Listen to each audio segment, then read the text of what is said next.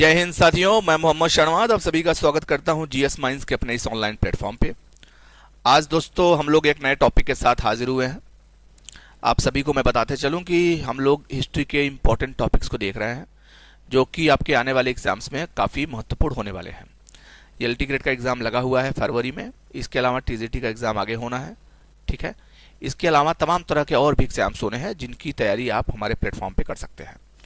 History की संपूर्ण तैयारी, एक एक टॉपिक का बारीकी से अध्ययन, इनफैक्ट तमाम तरह की प्रोबेबिलिटी जिनसे क्वेश्चन बनते हैं, तमाम तरह की चीज़ें जिनसे प्रश्न बनने की उम्मीद होती है, और तमाम जो है टॉपिक्स जहां से हमको ऐसा महसूस होता है कि प्रश्न पूछे जा सकते हैं, उन तमाम चीज़ों को हम लोग कवर करेंगे इसी वीडियो में।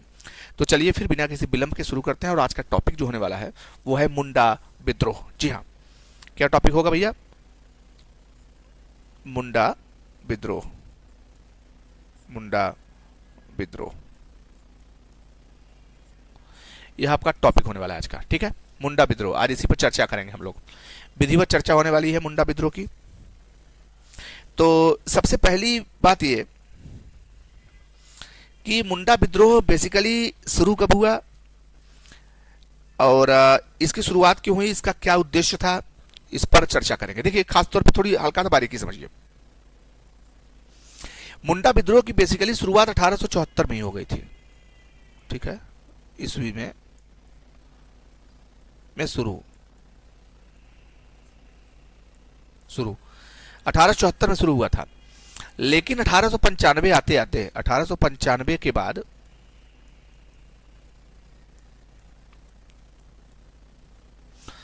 बिरसा मुंडा ने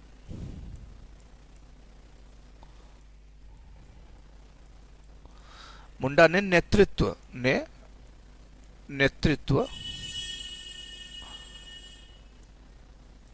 संभाला, ठीक है। 1895 के बाद कौन संभाला? बिरसा मुंडा ने नेतृत्व को संभाल लिया। इस चीज को ध्यान देना। क्लियर भैया? तो बिरसा के नाम से ही ये विद्रोह बहुत ही फेमस हुआ। बिरसा ने अच्छा खासा रोल प्ले किया इसमें, ठीक है। और बिरसा के मुद्दे क्या क्या थे या इस आंदोलन के क्या क्या मुद्दे थे, उन तमाम चीजों पे हम लोग आज करेंगे चर्चा, ठीक है। देखिए, तो सबसे पहला जो कारण था, सबसे पहला जो मेन कारण था, वो कारण था कि जो इस इलाके में, खासतौर पे जो साउथ बिहार का इलाका है, दक्षिण बिहार,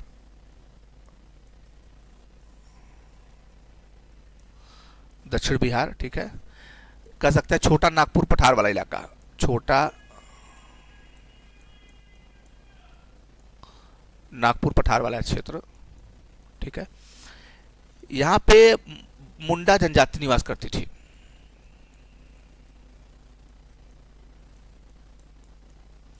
यही जनजाति जो है निवास करती थी।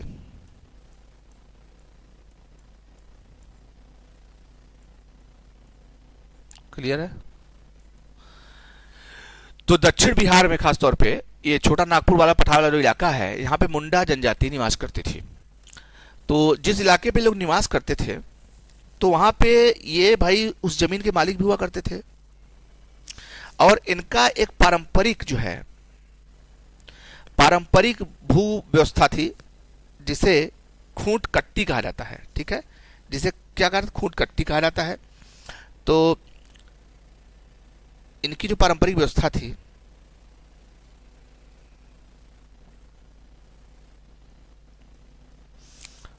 भूमि की पारंपरिक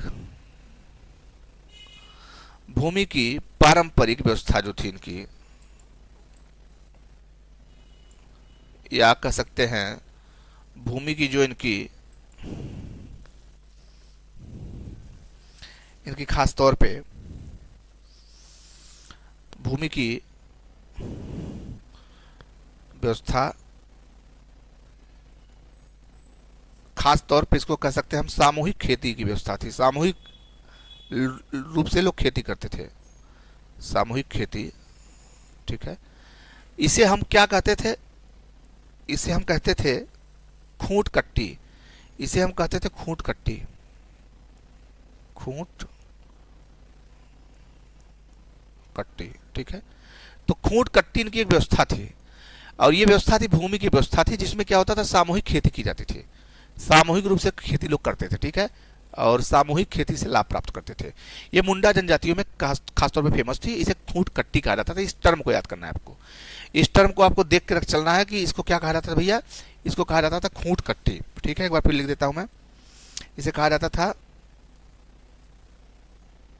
खूंट कट्टी, ठीक है, इसे कहते थे सामूहिक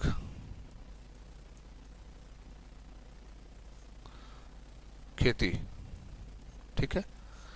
तो इसी व्यवस्था को लोग मानते थे।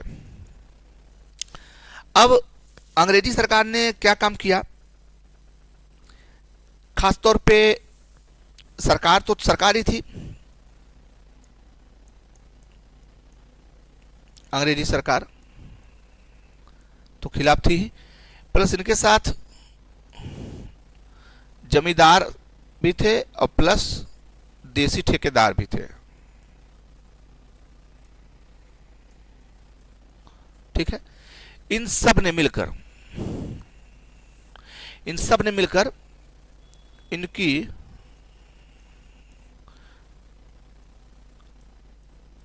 जमीन पर धावा बोल दिया,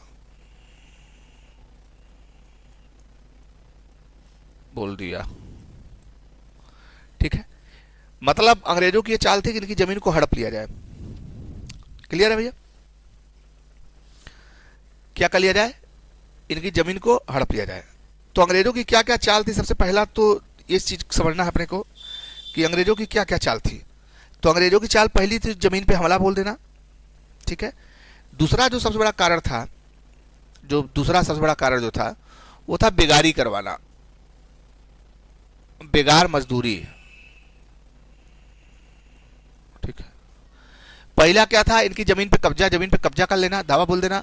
दूसरा क्या था, पहला था, दूसरा क्या था, बेगार मजदूरी करवाना। इससे इस समाज में असंतोष व्याप्त हो गया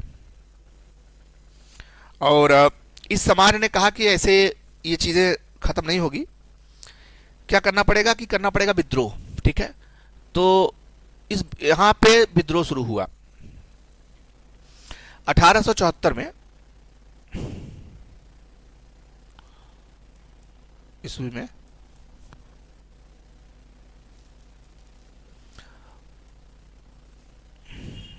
मुंडा लोगों ने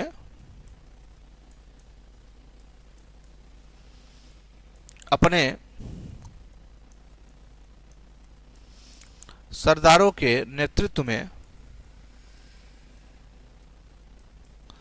विद्रोह किया। अब जाहिर सी बात है, किसी की जमीन आप हड़प लेंगे, किसी से बेगारी करवाएंगे, तो विद्रोह तो होने होना है। तो विद्रोह हुआ। खास बात यह है कि 1874 से विद्रोह हुआ, लेकिन इस विद्रोह को गति मिली 1895 से, ईस्वी में बिरसा ने मोर्चा संभाला,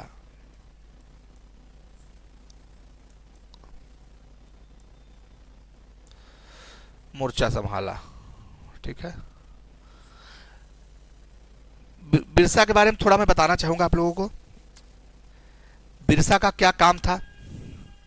बिरसा मुंडा खास तौर पे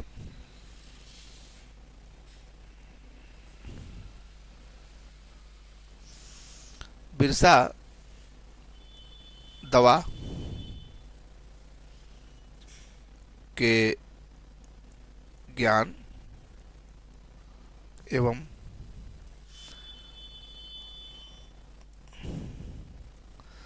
बीमारी ठीक करने के लिए जाने जाते थे।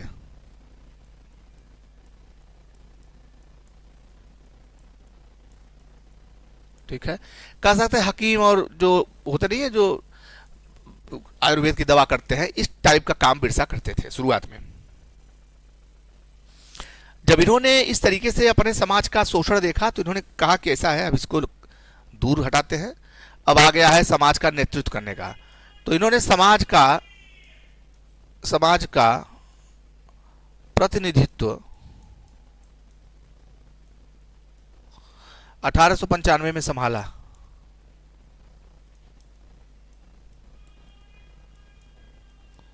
क्लियर है? 1895 में इन्होंने मोर्चा संभाला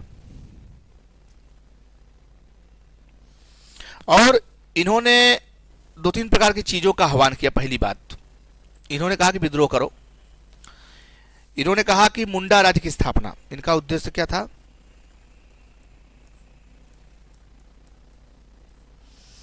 मुंडा राज्य की स्थापना। ठीक है, ये बिरसा के उद्देश्य थे। बिरसा के उद्देश्य कौन कौन से थे? पहला था मुंडा राज्य की स्थापना। दूसरा उद्देश्य जो इसका था बिरसा का, इसने कहा कि महाजनों, जो महाजन हैं, महाजन, ठेकेदार,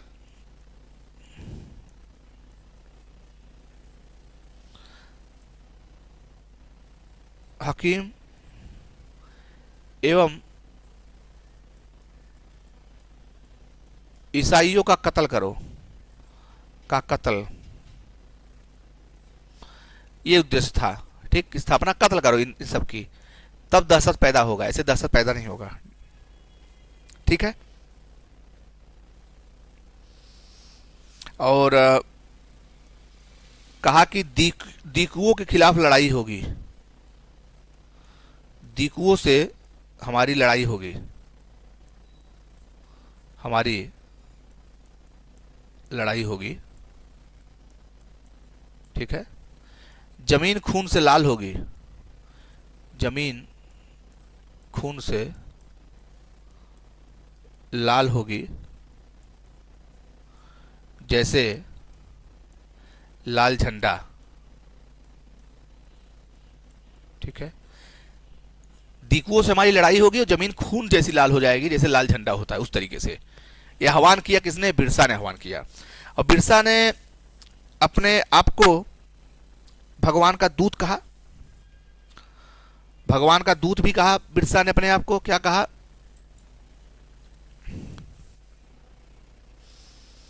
बिरसा ने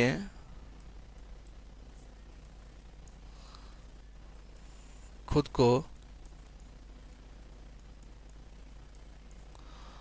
भगवान का दूत कहा। ठीक है, भगवान का दूत, मैं भगवान का दूत हूं, ऐसा बिरसा ने कहा। क्लियर है? बिरसा ने सिंह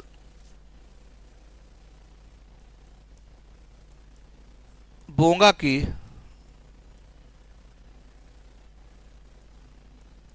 पूजा करने का आह्वान किया, आह्वान किया। ठीक है, क्लियर है? खास बात यह है कि बिरसा ने अपने समाज के लोगों को इकट्ठा किया और 6000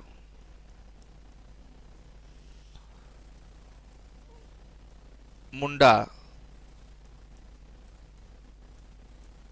जनजाति के लोगों को हथियार से लैस किया। 6000 लोगों को कहा कि तैयार हो जाओ, लड़ाई की लड़नी है। उसके बाद बहुत भयंकर तरीके से विद्रोह होता है। बाद में उस विद्रोह को दबा दिया जाता है और 1900 में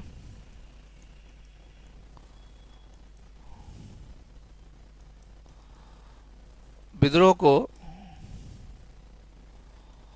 दबा दिया जाता है। बिरसा को जेल में डाल दिया जाता है, बिरसा को जेल में डाला जाता है और वहीं पे 25 वर्ष की अवस्था में,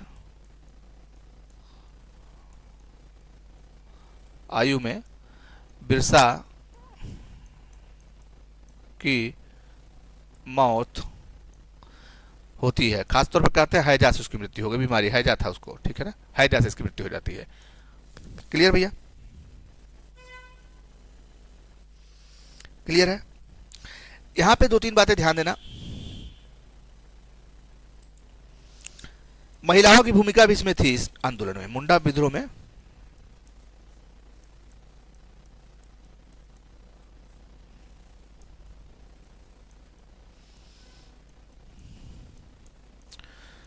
महिलाओं की भूमिका भी थी, ठीक है ना,